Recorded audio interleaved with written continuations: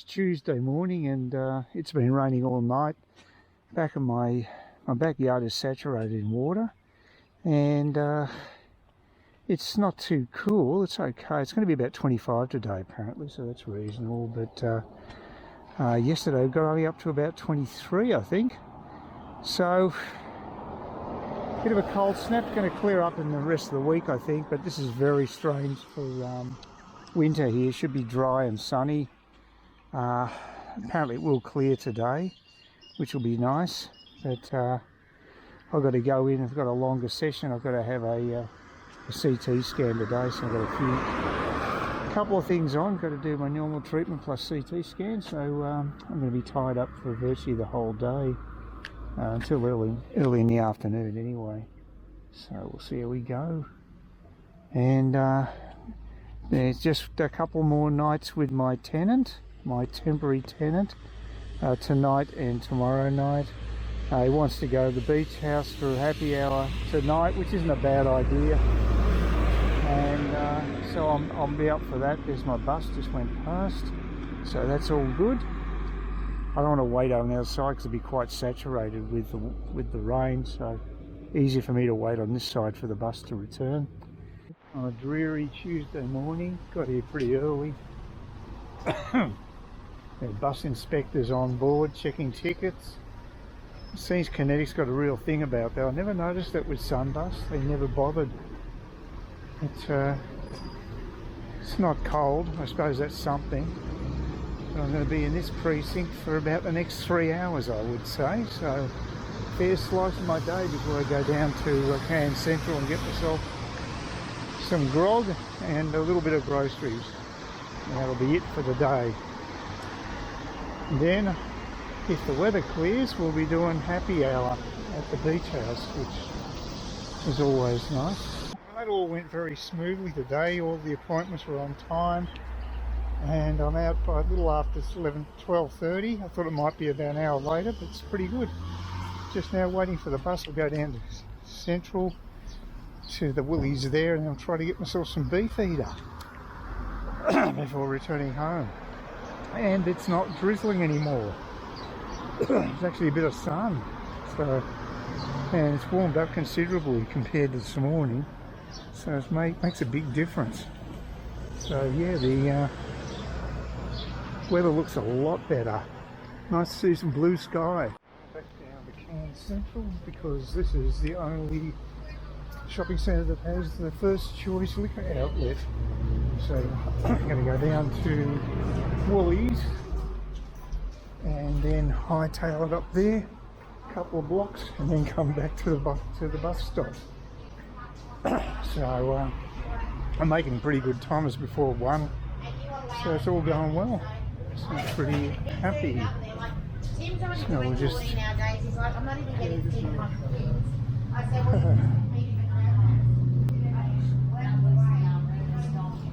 so yeah, don't miss it down here. Apparently there's a very good feed at the hotel just beyond Hyde's here. This is one that Steve recommends. They stayed at Hyde's, which is just on the corner across the road there. And then further down Lake Street, on that side, there's a pub with a huge veranda upstairs. There's a restaurant, and he reckons that the food is very good there. So one of these days I might try it out. I just had a rude checkout person at Woolies. She's more concerned about her phone call and doing the books than actually talking to me. Just ignored me. I spoke to her and she just turned it back. That's great. Great customer service. Oh well. I got cash out anyway, that's the main thing. Saves having to go to the ATMs. And apparently it does depend on how much cash each checkout has, determining how much they can dole out. Makes sense, I guess. Oh God. This bloody truck's so slow, I could have walked there in front of it.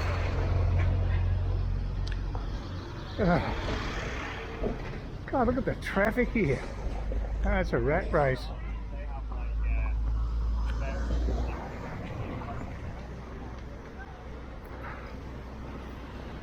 It's going to get worse. Anyway, last thing to do now is to get my my gin. Hopefully it's in stock. Oh, no beef eater on the shelves at First Choice. Apparently the truck's bringing it in tomorrow. So timing's everything in this world. So it doesn't matter. It's not a big deal. But it happens all the time with First Choice. I've been there so many times and stuff I wanted is not on the shelves. It's just easy to order it, just to get it delivered. Into the plover zone just to get out of my own house. I'll just shut this, I think. They go crazy when they got a chick. That's what they had before. When I turned up, it fell over. Yeah, I had to use the actual umbrella to get them away. So if you happen to be walking right between them and their chick, they go berserk. So it's not pleasant, because they do have barbs on their wings and they can cause problems. And me being a blind bastard, I couldn't see where the chick was until the last second. That's why they were going crazy and ganging up on me. But I'm heading off to the beach house. Good to have a half-hour walk. Jeff caught a late bus, so he's going to be turning up there just after 4. So it's about 3:30 now. It's good exercise, I guess. Might get some grog at the liquor land there, because I couldn't get my gin. See how we go.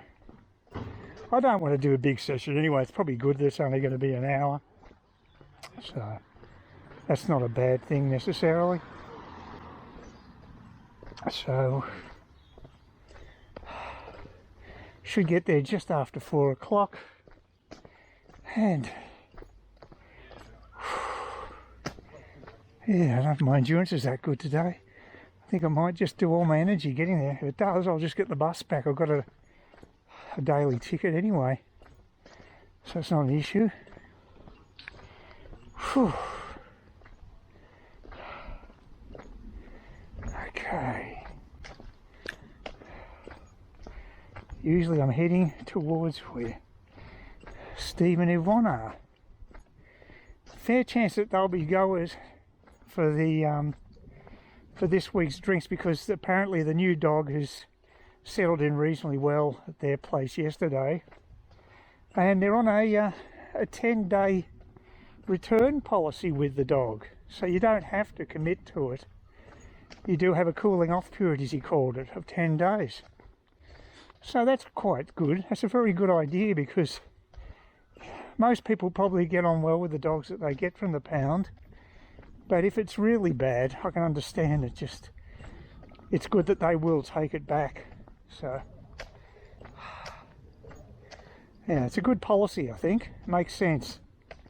No plovers anywhere else. They had a little enclave. We live in a cul-de-sac area that's just plover central.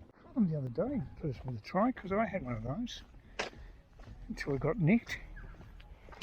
Yeah, I got it wrong about the happy. I've got a full happy that starts at 4, so I'm not going to miss out on any cheap drinks at all.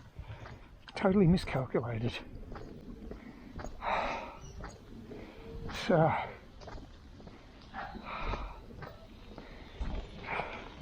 just take it slowly. Not to get a big place going up there.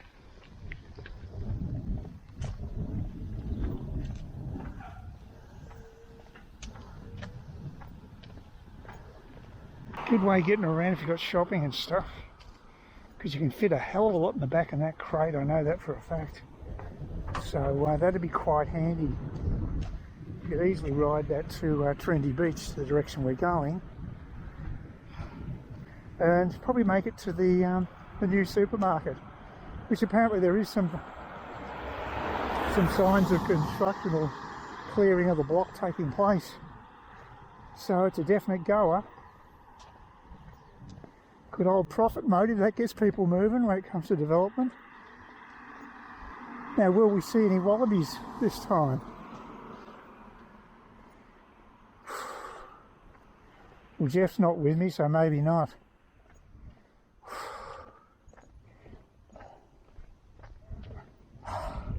I've lost a bit of weight too. I found out I'm down to about 83.5 kilos today, so that's, I reckon I've lost a couple of kilos. I certainly needed to, but I can't say my energy levels are high, so who knows? Because I've only been eating one meal a day for about the last 4 or 5 days. I might indulge myself with some cheese and cheap red wine tomorrow for lunch. And that's the sort of thing that helps pile on the pounds. Probably can't see it, but that's a very happy dog, because this bar actually provided a bed for it, because it doesn't like sitting on pebbles. So it's now very happy. Well, it's Friday, my first day of total freedom, having my house back. My flatmate left just after 8 o'clock yesterday, 24 hours ago. We've still got overcast weather, but apparently it's supposed to clear up a bit. It looks a bit better back there. Yeah, so very happy to have my house to myself again. It's a bit hard to handle having another person in when you're used to living solo for so long. So of course, other things that make it a little more irritating for me is that he had a habit of just taking food from my fridge without telling me, and I found that really annoying. I wouldn't do that if I was staying at someone's place. I wouldn't assume I can just take any item of food without him acknowledging, asking whether it's okay, because you just don't know what I need for my own cooking. So he basically moved in and took over the place in effect, and didn't really ask whether it was okay with me, and I think that's not the way to do it. It's not the way I operate, and I was rather shocked by that. So and the other downside is he's a very emotional person, especially when it comes to certain issues. Specifically, in this case, climate change and the end of the world. He fits into the Greta Thunberg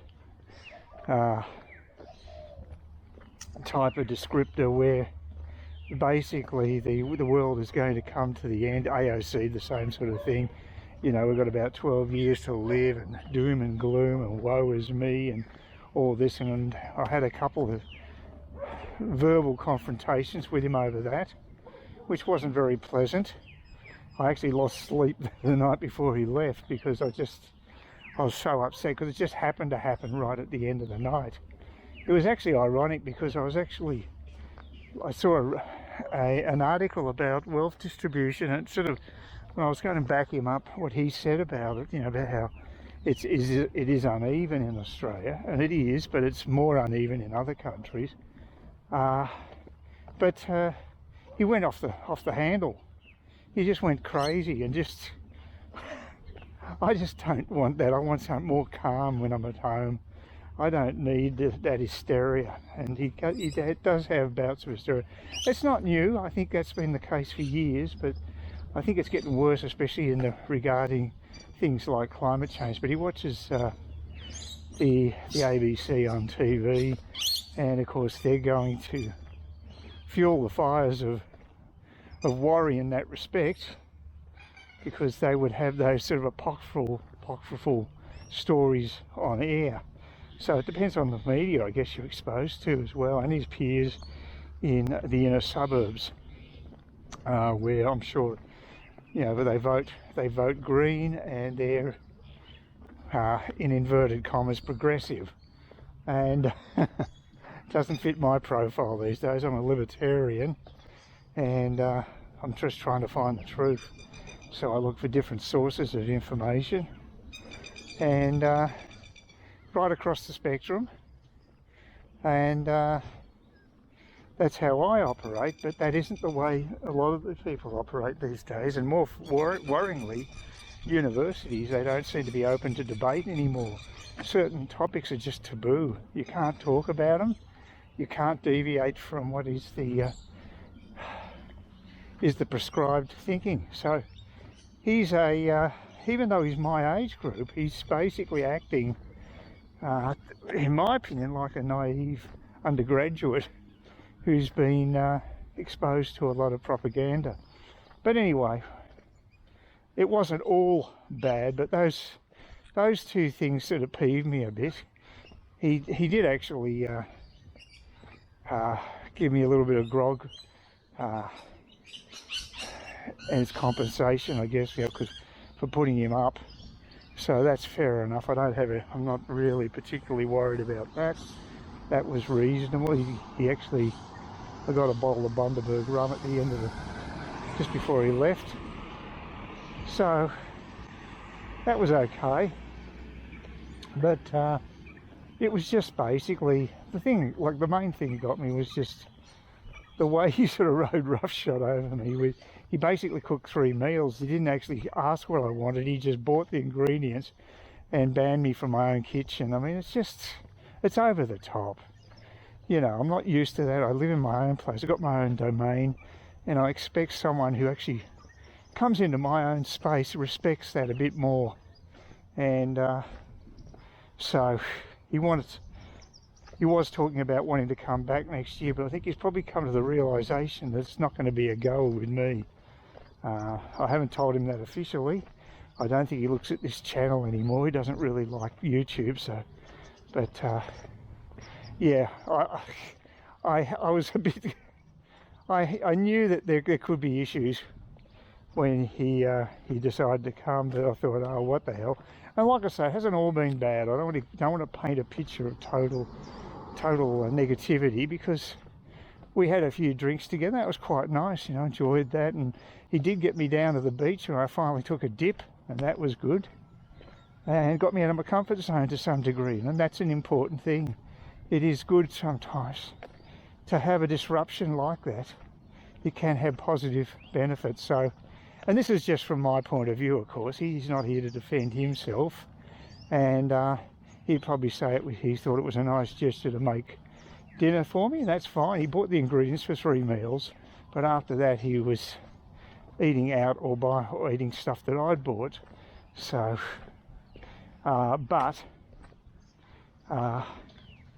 you know, it's not like the meals were that bad or anything, but it would have been nice when he ate some of my food. He actually said thanks, but I don't recall him saying that, and I think that's not very good. But anyway, it could have been worse. It could have been a lot better, but I don't want to repeat the situation. Basically, I'm happy where I am by myself, under control. And if anybody does stay there again with me, I hope that they just show a bit more respect to me as the person, the incumbent, living there, having my own ways of doing things, and not just think they can wander in and basically impose their own lifestyle upon me. So, you know, that's just my 2 bobs worth anyway. But I'm old enough to know that there was going to be some level of hairs on this, because people, say, who share with each other, they get under each other's skins. Couples do. And other areas, when you travel with friends, that can be a real killer of friendships. So it's known that these are tough things to do, but it just really, it was bad timing that we had to have that blow up just the night before he left, because it just came out of nowhere, and he's like a dormant volcano who can go off at any moment, and it creates a bit of tension. So yeah, I don't mind someone having an alternate view to me, but do we have to scream and carry on like you know, like a banshee that's under attack by climate change. That was just like, oh God. I mean, it's not like you can do anything about it anyway. If you're talking about that type of thing, the main offenders are India and China, and we really have no control. So it's a pointless exercise feeling miserable about the future. And I feel really sorry for kids at school that their youth has been affected by this. The surveys have shown that there's a level of despair amongst the young that didn't exist before, and that's sad. And so I think some of these educators need to take a good look at themselves and realise there are psychological consequences to some of the dogma that they're spinning. Please consider subscribing to my channel if you think there's anything there of use to you, or entertainment or whatever. And either do that or give me a thumbs up, or if you're feeling really energetic, do both. That'd be great.